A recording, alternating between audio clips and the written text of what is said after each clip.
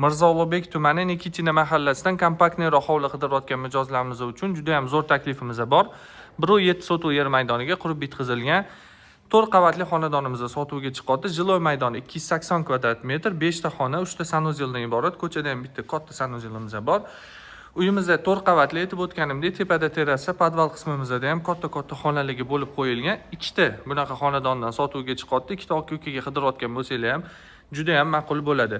Narxini videomizning boshida aytib o'taman. $330,000 ga narxlaymiz. Nikitina mahallasida bunaqa planirovkada $330,000 ga uy topishinglar juda ham qiyin.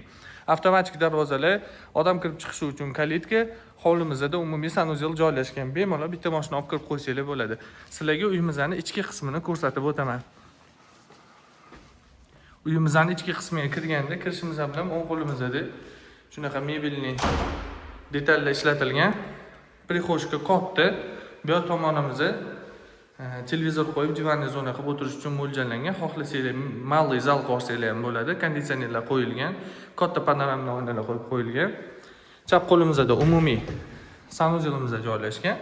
Endi o'tganimda Nikitina mahallasida narxiga haqiqatdan arziydigan xonadon sotuvga chiqadi. Oshxonamiz tayyor уже mebel texnikasi bilan Hoffman texnikalari qo'yilgan. Orqa hovliga panoramli oynalar, havo aylanishi, quyosh tutishi hammasi hisobga olingan. Oshxonamizda ham konditsioneri tayyor. Plus birinchi qavatga tegishli yana bitta xonamiz bor. Bu xonani xohlasanglar ikkinchi zal yoki dispaniy sifatida foydalansanglar ham bo'ladi. Sizlarga uyimizning ikkinchi qavatini ko'rsatib o'taman. Lesnitsadan uyimizning ikkinchi qavatiga ko'tarilishimiz bilan bizning meshkomnatli koridor, kutvolari, bitta umumiy sanuzel va 3 ta spalniyadan iborat. Birinchi spalniyamiz master spalniya. Razmeri keng qilingan, qaranglar. Kravat shotka joylashtirsanglar, bu tomonga qanaqadir o'zingizga tegishli mebel bo'lsa, to'g'rida televizor, bu tomonimizda mana sanuzel joylashgan. Uyimizda lekin 1.7 sotuvdan maksimum foydalanilgan. И plus garderobnisi master spalniyamiz. Qo'shimchasiga yana 2 ta spalniyamiz bor. Bitta oila yashashi uchun kerakli xonalar hammasi mavjud. Ikkinchi qavatda обязательно vannalar qo'yilgan. Qo'shimcha spalniyalarimiz o'zini balkonlari bilan.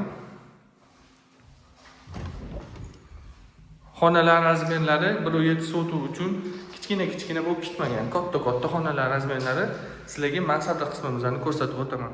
Lesnitsadan terrasaga chiqamiz. Katta maydon kutib oladi bizani. Yozgi oshxona sifatida foydalanib, o'tga stol-stullar qo'yib olib, chiqib maza qilib choy ichib o'tirishinglar uchun joylar qoldirilgan. Sizlarga podval qismimizni ko'rsatib o'taman. Lesnitsadan podval qismimizga tushganda bizani shunaqa chiroyli remont qilib qo'yilgan atmosfera kutib oladi. Podval qismimizda 2 ta katta keng xona bor.